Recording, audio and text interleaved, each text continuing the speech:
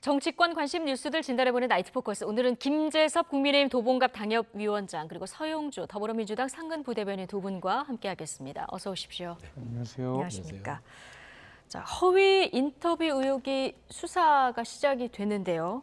김만배 씨 추가 구속영장은 또 기각이 됐습니다. 법원은 왜 이렇게 판단할 거라고 보십니까? 뭐 굳이 구속을 해서 취재할 필요는 없다라는 것 같고, 뭐 사실 대부분의 사실관계는 다 밝혀진 거 아니겠습니까? 뭐 신학님 전 노조위원장에게 사실상의 이제 대가성이 담겨 있는 돈을 건넨 사실, 뭐 이런 정황들이 있는 것이고, 결국 이 수사의 핵심은 김만배 씨 자체라기보다는 이 김만배 씨의 인터뷰를 보도한 뉴스타파와 그 뉴스타파의 배후에 과연 더불어민주당 내지는 이재명 대표가 있었느냐, 이 부분이 핵심일 것 같기 때문에 이미 인터뷰를 뱉어놓은 상태의 김만배 씨의 어떤 뭐 진술이나 증언 같은 것들은 덜 중요할 수도 있다. 그리고 김만배 씨의 어떤 행적이라든지 도주 가능성 이런 것들을 생각해봤을 때 어떤 수사의 초점은 김만배 씨라기보다는 뉴스타파 내지는 더불어민주당에 있다. 이런 판단이 있지 않았을까 싶습니다. 변호인 측에서는 전형적인 별건 구속이라는 논리를 폈는데 법원이 이걸 좀 받아들였다고 봐야 될까요? 아무래도 그런 것 같습니다. 지금 이제 구속과 관련된 내용들은 사실 대장동과 관련된 내용들이 주로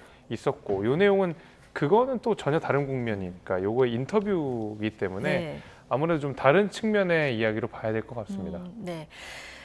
신병 확보하고 별개로 오늘 검찰이 김만배 씨의 집, 사무실 다 압수수색을 한 이런 상황입니다. 오늘 그 법정에서 검찰이 이 허위 인터뷰 의혹 관련한 여러 가지 좀 정황들을 공개를 했는데요. 김 씨가 다른 대장동 일당, 그러니까 뭐 남욱 변호사라든가 아니면 대장동 대출 브로커죠, 조우영 씨에게 자 이거를 그때 1호가 누구 거냐, 천화동인 1호가 누구 거냐, 이게 그런 얘기가 있었는데 이걸 이제 유동규 전 본부장이다 이렇게 몰아가도록 종용을 했다, 이런 그 정황을 공개했거든요. 어떻게 보십니까? 그러니까 이게 검찰이 신학님 김만배 씨의 인터뷰와 대장동을 연결 짓는 것은 무리수지요. 그러니까 인터뷰 건은 지금 국민의힘에서 얘기하는 거 허위 인터뷰, 날조 인터뷰라고 하는데요. 그냥 인터뷰예요. 중요한 거는 신학님 씨와 김만배 씨가 인터뷰한 내용을 왜 대선의 시점에 임박해서 이걸 보도했냐라는 게 관건이지요. 그런데 김만배 씨의 인터뷰의 대부분이 주장이잖아요. 입장이고요. 그리고 지금 재판 과정에서 김만배, 남욱, 정영학, 조우영 이들의 의견이 서로 엇갈리고 있고요. 이거는 재판부에서 그 의견이 누가 맞느냐의 진술은, 그다음에 진위는 재판부가 판단하는 겁니다. 지금 검찰이 대장동의 몸통을 누구로 보느냐라는 측면에서 유동규냐 아니면 이재명 지금 현 대표냐라는 그런 방향에서 김만배 씨가 다른 사람과 다른 진술을 지금 하고 있어서 실마리를 못 풀고 있는 거거든요. 근데 김만배 씨와 신학님 씨가 주고받은 대화, 그 대선 전 그 가을에 그 인터뷰가 진행이 됐고 그 이후 대선 직전에 공개가 된 거 아니겠습니까? 그런데 이게 지금 허위로 짰다는 의혹인데 그러지는 않았다 이렇게 보시는 겁니까? 아니, 그냥 인터뷰라고 그렇죠. 말씀하시죠? 상식선으로 이게 이제 대선 공작이다, 뭐 국기문란이다 하는데 그 국민들 속이면 안 되는 거예요. 예를 들면 그 김만배 씨가 조우영을 통해서 당시에 부산저축은행이 중수부에 수사를 할 때 그 중수부장과 중수이과장이던 윤석열 당시 검사 부분에 있어서 김만배 씨는 그러게 당시 중수부장을 통해서 그런 부탁을 했고 들었다는 것이고요. 이게 보통 뭐 김대엽 사건 얘기를 하는데요. 대선 공작이라는 거는 없는 사실이 갑자기 빵 터지면서 뭔가 어떤 전국을 흔들어야 돼요. 그런데 김만배 씨 내용 자체는요. 이미 신학님 씨와 김만배 씨가 인터뷰를 하기 전에 다른 언론의 일부 보도가 됐었고요. 그 보도를 통해서 정치권에서 논평을 썼습니다. 이미 나온 사실들이에요. 그러니까 시점에 있어서가 되는 게 아니고 그 논평을 썼던 당사자가 접니다. 그게 모 언론사의 단독으로 나온 부분들을 참고해서 당의 입장의 논평을 썼던 것이고요. 그 논평을 또 이재명 대표가 인용을 했었습니다. 그러니까 이미 세간에 다 알려진 내용을 인터뷰를 녹취를 해서 음성으로 보여주는 것들이 어떻게 허위와 날조죠? 아니잖아요. 아니, 그러니까 인터뷰 자체가 김만배 씨와 신학님 씨가 이거를 의도를 가지고 했는지 아닌지 이거에 대한 판단을 제가 여쭤본 거거든요. 그러니까 의도를 가지고 했다고 했으면 그거를 3일 앞두고 하지는 않았을 것 같아요. 그리고 신학님 씨가 김만배 씨한테 지시한 바도 없잖아요. 이렇게 얘기해라. 이런 식으로 얘기해야 된다. 라는 게 아니라 네. 김만배 씨 주장은 일관됩니다. 9월 전부터도 그렇고 본인이 남욱과 나머지 사람들한테 얘기했던 것들도 이거는 그 당시에 이런 조우영을 내가 중수부나 이런 부분들을 예. 통해서 봐주라고 좀 얘기한 게 있다. 그런 얘기를 들었다라는 걸 일관되게 진술하는 걸 단지 음성으로 녹취를 해서 인터뷰 형식으로 가지고 있다가 네. 이거를 보도하게 된 경위는 뉴스타파에서 이거를 보도의 가치가 있다는 어떤 그 언론의 어떤 결정이잖아요.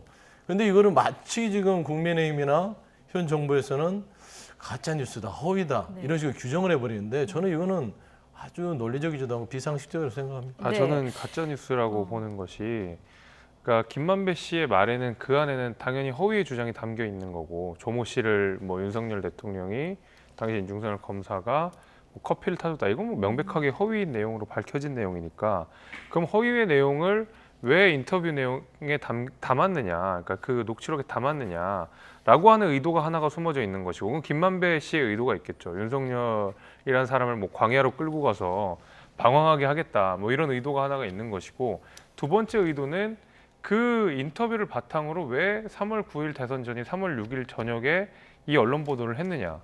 그러니까 대선을 사흘 앞둔 그 시점에 사실상 반대 측의 입장을 듣기도 거의 불가능한, 그리고 사실 검증이 거의 불가능한 그 시점에 왜 이런 인터뷰를 보도했느냐, 해묵은 인터뷰를 보도했느냐, 이 두 가지 의도가 같이 있는 것이거든요. 각각 문제가 있다고 보이고요. 김만배 씨는 분명히 의도가 있어서 저런 얘기를 한 거라고 생각합니다. 당연히 거짓 주장이 담겨 있기 때문에.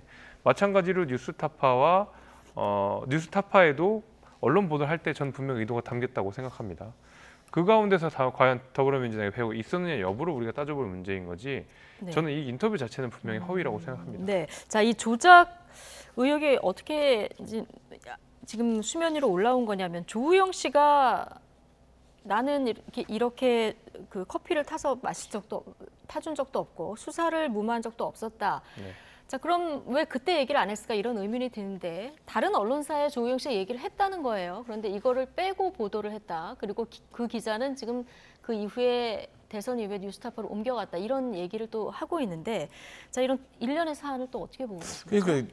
그러니까 상식적으로 네. 접근하면 그러면 조우영 씨가 그 기자에게 인터뷰를 했는데 그 내용을 빼고 보도했으면 그 담당 기자와 또 민주당이 무슨 모종의 거래가 있었습니까? 이런 억지 주장인 것이에요. 그러니까 언론과 어떤 인터뷰를 하는 사람의 입장에서의 문제는 그 언론 기자와 인터뷰를 하는 당사자의 문제입니다. 예. 그리고 두 번째, 아니 김만배 씨가 말하는 커피를 타줬다는 게 허위라고 규정하는 게 조사를 안 해봤잖아요. 근데 조우영 씨가 부인한다고 김만배 씨 인터뷰가 허위라. 그러면은 유동규 씨가 주장하는 바가, 만약에 예를 들어서 이재명 대표나 정진상 실장이 뭔가 이거를 돈을 받았다거나 대장동에 몸통으로 했는데 아니다고 부인하면 유동규 씨의 주장도 허위입니까? 그러면 모든 게 다 허위예요, 부인해버리면. 진술일 뿐이다, 이렇게 진술이고 보시는 증언이고 입장이고 주장입니다.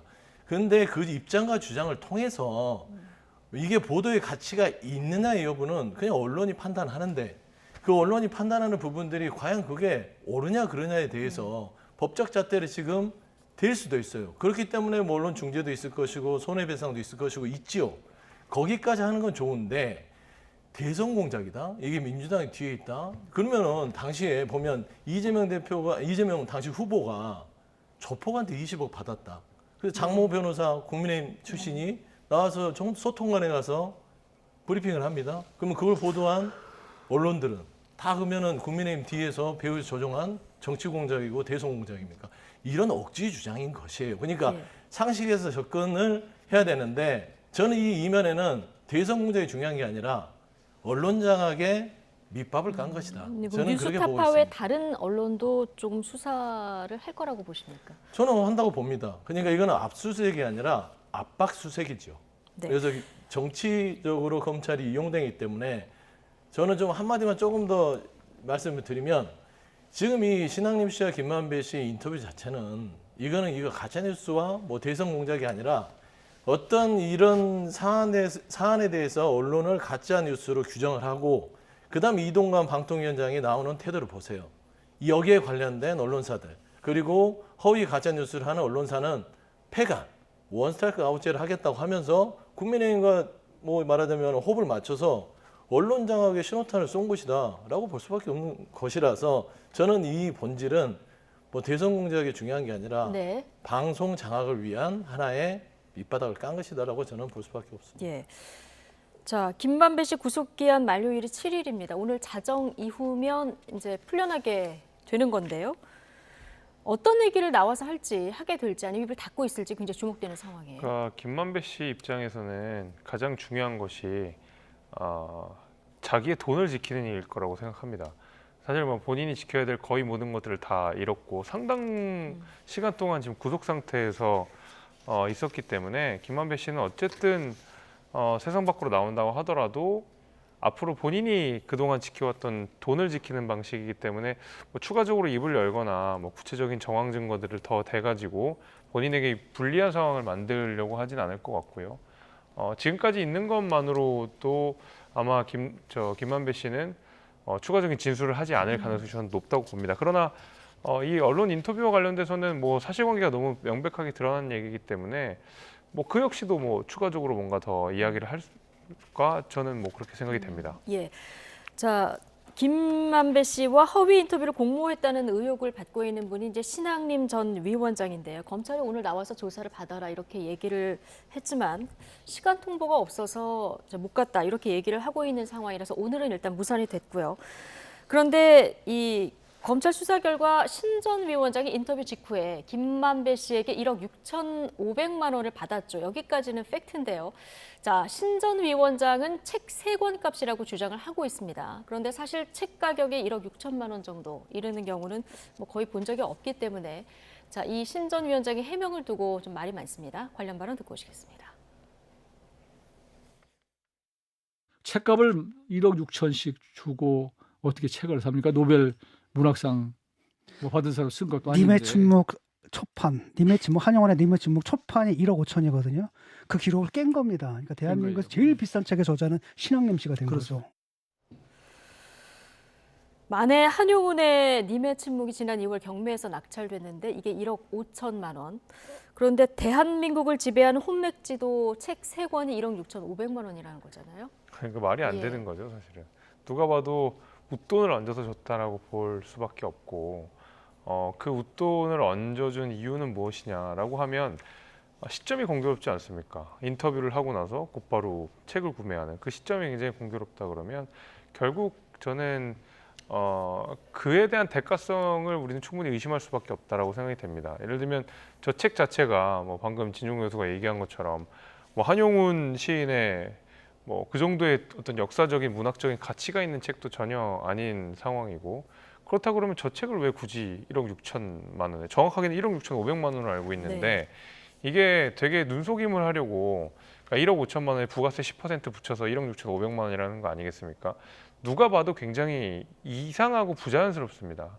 그렇다 그러면 김만배 씨도 그렇고 신학림 씨도 그렇고 뭔가 정상적인 거래의 외형을 갖추려고 했던 노력이 분명히 들어있었던 것이라고 보이고요.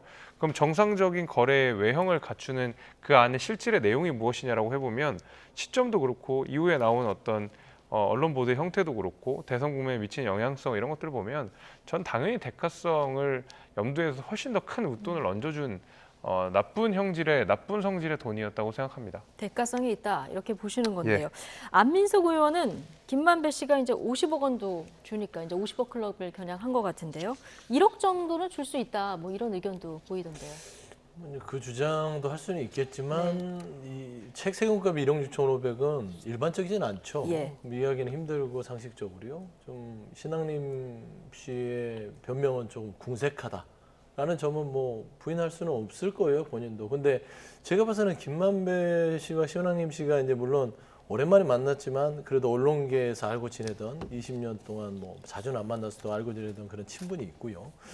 뭐 김만배 씨의 씀씀이를 보면 뭐 각상동은 아들에게 퇴직금 50억을 줄 정도, 그다음에 박영수 특검에 뭐 자녀에게 10억 정도는 그냥 툭툭 빌려주는, 그다음에 주변에 아는 기자들한테 전세금 6, 7억 정도는 그냥 주는 그런 씀씀이를 가지고 있어요. 그런 측면으로 봤을 때는 제 생각에는 책 3권 값이 아니라 신한임 씨가 뭐 검찰 조사에서 얘기를 하겠지만 아마 밝히지 못한 개인적인 어떤 부분이 있는 것 같아요. 제 생각에는. 아마 그 1억 6,500을 좀 김만배 씨한테 받아서 개인적인 채무를 해결하는 데 썼다는 것으로 제가 이제 확인을 했는데요. 아마 신한임 씨께서 그 부분에 대해서 아마 차마 말을 못 하고 있는 것 같은데요. 네. 일단은 일반적으로 책 3권에 1억 6,500을 줄 수는 없습니다. 하지만 김만배 씨라면 예. 1억 6,500을 신한임 씨의 어떤 사정 하에 책값은 그 정도는 아니더라도. 책값은 네. 아니지만 책값이 아닌 다른 용도로 아마 줬지 않았을까. 네. 하지만 이게 뭐 인터뷰의 대가로 1억 6,500을 줬다. 그건 따로 뭐 증명해야 그거는 될 아닌 사안이다 것 이렇게 같아요. 보시는 예. 거군요. 예, 어쨌든 이번 의혹이 지금 정치권의 뇌관이 되고 있는 이런 상황인데요. 국민의힘은 김만배 씨의 허위 인터뷰 의혹을 대선 공작 게이트다 이렇게 규정하고 총공세에 나섰습니다. 배우론까지 제기가 됐는데요. 듣고 오시죠. 대통령 선거에 가짜 뉴스를 고의로 개입시켜서 조작한다는 것은 자유민주주의 근본을 훼손하는 것입니다. 이런 대선 조작, 선거 조작 전문 조직들이 이 땅에서 반드시 사라지도록 발본색원해야 됩니다. 그 배우 몸통이 누군지 철저하게 가려내야 됩니다. 녹취서가 공개되기 전 대선 토론회에서 자신이 직접 조우영에게 커피를 타줬냐, 대장동 비리는 윤석열 게이트다 등의 허위 주장을 일삼은 것을 국민들 모두 지켜봤습니다. 그렇다면 이 대표가 녹취 내용을 사전에 인지한 것인지, 더 나아가 이들과 공모했는지 입장을 국민들에게 명확히 밝히는 것이 책임 있는 정치인의 도리입니다. 네. 국민의힘에서 지금 이재명 대표 배후설을 제기했는데 그 논거로 든 것이 녹취록 보도되기 전 대선 후보 토론에서 이재명 대표가 이 녹취록에 나와 있는 이야기를 꺼냈다. 자, 이걸 이제 근거로 들고 있는데 앞서 서영주 부대변인께서 이건 녹취록이 그때 공개됐을 뿐이지 이미 뭐 알려지고 보도됐었던 얘기다 이런 얘기를 하셨거든요. 근데 저 언론 보도가 나온 시점이 제가 앞서도 계속 말씀드린 게 3월 6일 저녁 9시 47분입니다. 3월 9일에 대선이 있었다라는 것을 생각해 보면 그리고 저 인터뷰는 사실 훨씬 더 이전의 것이었다고 생각해 보면 이 인터뷰를 묵혀두고 있다가 3월 6일 저녁 9시 47분 사실상의 반론 보도나 뭐 팩트 체크가 거의 불가능한 시점에 저 언론 보도를 냈다는 것은 누가 봐도 의도가 있다고 봐야 될 것 같습니다. 그러면 그 의도는 무엇이냐라고 하면 당연히 대선에 영향을 주겠다. 혼란스러운 틈을 타서 이틀 동안 시간을 보내고 대선 투표 결과에 영향을 주겠다라는 의도로 저는 읽힙니다. 그러면 그 의도에서 가장 큰 이득을 받는 것은 누구냐? 당연히 이재명 대표겠죠. 그리고 당연히 더불어민주당일 겁니다.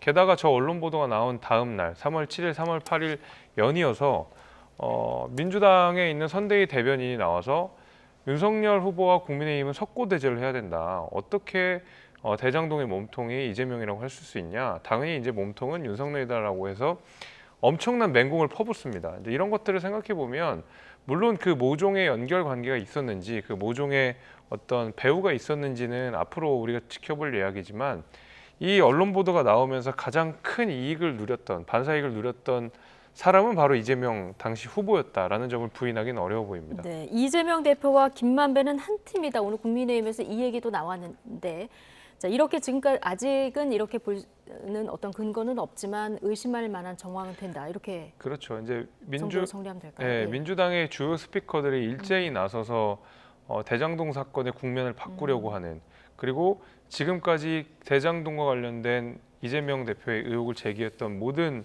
국민의힘 인사들을 향해서 비난을 쏟아부었던 것을 생각해 보면 저는 뭐 의도는 우리가 밝혀내야 되고 배우가 예. 있으니 밝혀내야겠지만 실제로 이익을 누렸던 건 이재명 후보였다라고 생각합니다. 네, 자 오늘 민주당 입장을 듣고 서영주 대변인 발언 기회 드릴 텐데요. 그간 좀 명확한 입장을 내놓지 않다가 민주당이 일제히 오늘부터 반격에 나섰습니다. 단식 중인 이재명 대표 발언으로 듣고 오시겠습니다. 대선 공작 예로 치면은 국민의힘이 조직폭력배 동원해가지고 나한테 조폭 자금 20억 줬다. 이런 게 진짜 선거 공작 아닙니까? 근데 그거 무혐의했다가 법원이 기소 결정했대요. 적반하장, 후안무치 대표적 사례지. 결국은 링 위에 올라가 있는 선수들이 정말로 국민들을 위해서 일하는지를 우리 국민들이 감시하고 잘못할 경우에는 지적하고 정말로 국민의 뜻에 국리민복에 반하는 행위를 하면 끌어내려야 하는 것인데 그게 민주주의라는 거죠. 네. 자, 단식 중인 이재명 대표의 발언 듣고 오셨는데요. 앞서 서영주 부대변인께서 얘기한 이 대표한테 제기한 조폭 연루설 이런 것이 선거 공작이다 이런 입장을 지금 다시 한번 밝혔거든요. 민주당에서는 대장동 특검 카드 다시 들고 나왔어요. 원래 특검 카드는 존재했던 것이고요. 네. 대장동은 그렇게 수십 명의 70여 명의 검사를 동원해서 수백 번의 압수수색을 통해서 지금까지 재판을 끌어오고 있지만 이재명 대표 당시 선거에서 몸통이라고 주장했던 국민의힘이 이재명 대표가 연루가 돼 있다는 것을 밝히지 못하고 있는 상황입니다. 근데 그때 대선 때 어떻게 했습니까? 이재명 대표가 몸통이다. 이재명이 몸통이다. 근데 저는 세 가지 측면을 봐야 된다고 봐요. 첫 번째 사실관계는요.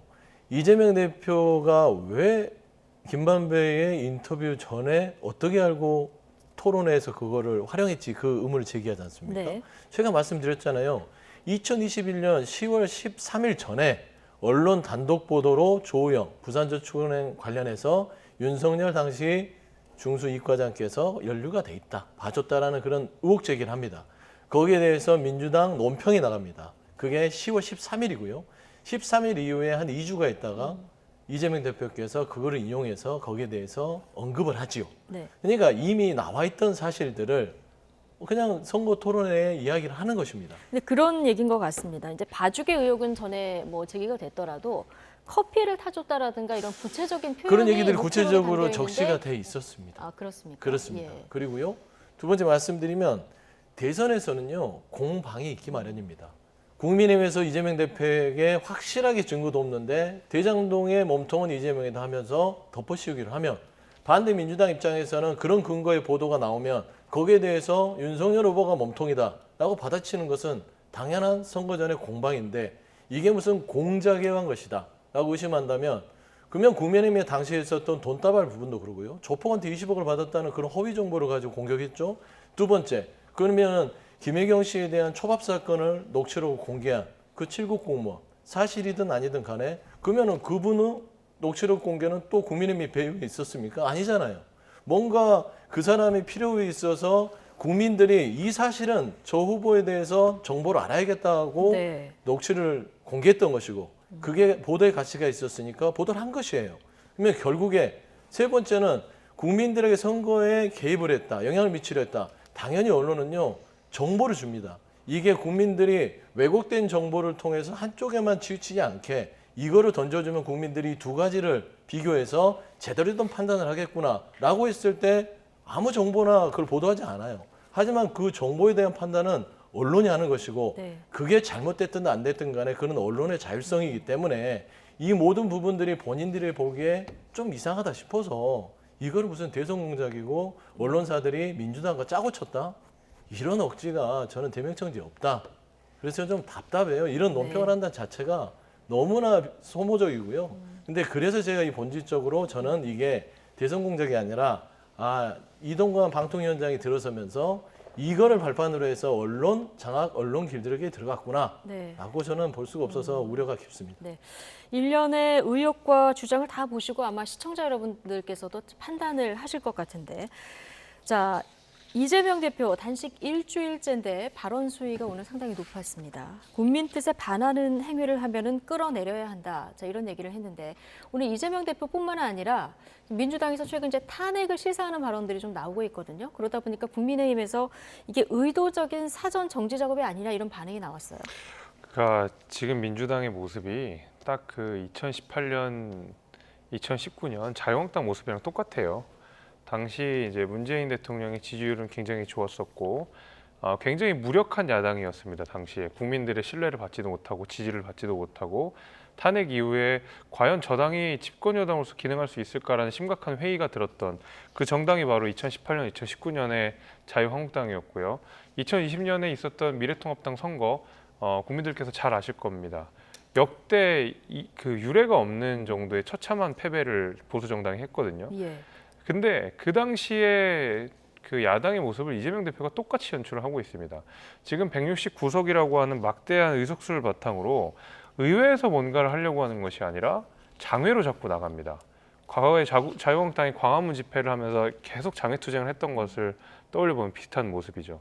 그 다음에 문재인 탄핵을 외쳤던 그 우파 집회, 그 다음에 뭐 현역 국회의원들이 아무렇지도 않게 뭐 대통령에 대한 탄핵을 언급했던 그때도 지금이랑 똑같습니다. 마지막으로 황교안 대표 단식했던 거 다 기억하실 테고 이재명 대표 지금 단식하면서 사실상 탄핵을 시사하고 있습니다. 그러니까 지금 국민들께서 더불어민주당이 단식하고 뭐 장외투쟁하고 탄핵 외치라고 저 정도로 많은 의석수를 밀어준 건 아니었거든요. 의회에서 정말 이재명 대표 말대로 민생 챙기라고 해놓은 건데 전혀 국민들이 표를 준 의도와는 상반되게 자신들의 어떤 정치적 목적들을 달성하기 위해 저런 식으로 나온다는 거 국민들이 납득하시기 어려울 거고 아마 더불어민주당이 2020년 미래통합당의 전철을 그대로 밟을 거라고 저는 생각합니다. 예, 어떤 의견 주시겠습니까? 저는 이제 원론적인 얘기를 한 것 같습니다. 지금 대한민국 윤석열 정부의 1년 4개월이 과연 민주주의 헌법에 부합되는 국정 운영을 하는가? 라는 의문에서 그거는 여야를 막론하고요. 헌법과 민주주의 질서를 부정하는 정부는 그거는 따지고 보면 국민들께서 용납을 하시겠냐? 그 얘기죠. 최근에 일련의 과정을 보면 홍범도 장관에 대한 어줍지 않은 본상식적인 어떤 근거를 통해서 그분을 거의 공산주의자로 매도하고 있는 사회. 두 번째 오늘 뭐 김영호 통일부 장관이 얘기했죠. 국민이 가지고 있는 주권들을 다 주장하게 되면 무정부 상태와 다름없다. 이건 뭐 국민들한테 주권을 활용하지 말고 정부가 얘기하면 무조건 복종하는 소리입니까? 무슨 왕권 시대로의 획이냐? 이런 국무위원의 발언들. 최근에 해병대 장병의 최상병의 죽음 앞에서 그 원인을 밝혀내려고 하는 게 아니라 사단장 한 명을 그 수사에서 배제시키기 위해서 용산과 어떤 권력층이 수사 개입을 할 것 같은 여러 가지 일련의 과정들이 과연 민주주의 질서에 부합한가? 그리고 대통령께서 말하는 헌법을 준수하고 있으신가? 라는 의문점에서 야당 대표에서 당연히 할 이야기고요. 그리고 그게 여야를 막론하고 그런 지도자가 국정을 운영한다면 이런 소리는 쓰게 비판할 수 있다. 저는 그렇게 생각합니다. 네. 자, 그나저나 이재명 대표 지금 단식 중인데 검찰에 언제 나가느냐 아직 결정이 안 된 것 같습니다. 10일에 출석하겠다고 이재명 대표는 얘기했는데 검찰은 그때 조사를 받을 수 있겠느냐. 그 전에 나와서 조사를 받아라 이런 입장이거든요. 정말 다음 주가 돼서 10일 그 주에 가서 조사를 받을 수 있을까 여기에 대해서 좀 물음표를 던지시는 분들이 계신데 어떻게 보십니까? 뭐 그렇게 생각할 수도 있지요. 예. 그런데 제 생각에는 오래전에 이야기를 했죠. 11일 그 주에 조사를 받게 좀 해달라. 검찰에서 좀 고려해달라. 라고 얘기를 한 것이지 통보를 한 건 아닙니다. 네. 그 주가 제가 가서 검찰에 조사를 받을 수 있으니 검토해 주십시오 했는데 검찰은 그런 것이죠. 지금 단식 중인데 혹시 단식이 끝나고 나서 병원에 실려가서 조사를 피하려고 그러는 거 아니냐. 그러니까 조금 더 일찍 나와라. 7일, 8일 그 얘기를 하는 것 네. 같아요. 조금 당길 수 있냐라고 하는데 예. 분명히 아주 오래전에 8월 말부터 여러 가지 이유를 계속 반복적으로 얘기합니다. 11일부터 15일 주가 받을 수 있는 정기 국회의 일정이다. 그 이전에는 여러 가지의 당무 일정들이 있어서 고려해달라고 얘기를 한 거예요. 갑자기 얘기한 게 아니라 피하려고 그 일정을 얘기한 게 아니라 그 일정에 받겠다고 얘기한 그러면 이제 거면 중간에 단식이라는 변수가 생겼잖아요. 단식이 생겼다 하더라도 야당 대표가 예. 그거를 이 검찰 수사 소환 조사를 뭐 피할 수 있겠습니까? 10일 안 나가더라도 못 피합니다. 받아야지요. 예. 그리고 참 오해들을 하시는데 야당 대표가 검찰 수사를 늦게 받으면 받을수록 당에 좋지 않은 영향이 있습니다. 빨리 수사받고 빨리 조사받아서 이거를 재판으로 넘어가서 이 이슈를 털어내야만 총선 앞둔 당에는 더 호재지요. 네. 그럼에도 불구하고 지금 나라 자체가 너무 혼란스러워서 단식하면서 버티겠다. 그리고 12일 날 나가겠다 한 거예요. 이재명 대표께서 약속했으면 12일 날 기호사라도 나가겠다는 의지를 갖고 있기 때문에 검찰에서는 괜한 오해하지 마시고 12일 기다려야 날 준비하시면 된다. 된다. 예. 저는 그런 생각합니다. 네, 이재명 대표가 이번에도 검찰 요구에 응하지 않으면 이제 세 번째 불출석하게 되는 셈이라서 검찰이 그렇게 되면 체포영장을 청구하게 될까요? 저는 그렇게 한다고 알고 있습니다. 그리고 뭐 언론 보도에서도 3번 정도 소환 요청을 하고 그렇지 않은 경우에는 구속영장 청구한다는 언론 보도도 있었다는 걸 생각해 보면 아마도 저는 소환에 응하지 않을 거고요. 네. 안 하는지 못 하는지 모르겠습니다. 저 단식 와중에 글쎄요, 뭐 말하는 것도 힘들어진다라는 상황 속에서 소환에 응하는 것도 힘들 거고 소환에 응해서 대답을 하는 건 더 힘들 거거든요. 사실상 소환에 응하지 않겠다는 포석을 충분히 깔았다라고 생각이 되고요. 그에 따라서 당연히 체포동의안 표결이 올라올 텐데 당연히 회기 중이니까 뭐 가부 결정을 하게 되겠지만은 지금 이재명 대표가 단식을 통해서 얻어낸 거의 유일한 획득이라고 한다 그러면 당내 결집은 좀 이뤘다라는 것이거든요. 네. 뭐 비명계 인사들도 왔다 가고 뭐 문재인 대통령께 직접 연락을 좀 받았다고 하기도 하고요. 이해찬 고문한테도 직접 방문을 받았던 걸 생각해 보면 당내 결집은 어느 정도 이뤘다라고 하면 체포동의안을 또다시 부결하는 방식으로 이재명 대표가 자신의 수사를 방탄하는 그런 사례가 한 번 더 네. 생길 거라고 보는데 그 소영주 대변인이 말씀해 주신 대로 이재명 대표가 소환에 응하지 않을수록 늦게 응할수록 당에는 부담일 겁니다. 근데 그 가운데서 당에 부담이 되는 것은 확실하지만 이재명 대표 개인에게는 이득이라고 보거든요. 왜냐하면 사법 리스크를 당을 통해서 당에 부담을 주는 방식을 통해서 본인에게는 어떤 사법 리스크를 낮출 수 있기 때문에 그래서 소환에 응하지 않지 않습니까? 당장. 이런 것들을 생각해 보면 이재명 대표는 당보다는 개인의 위신이 더 중요한 게 아닌가 생각이 듭니다. 네.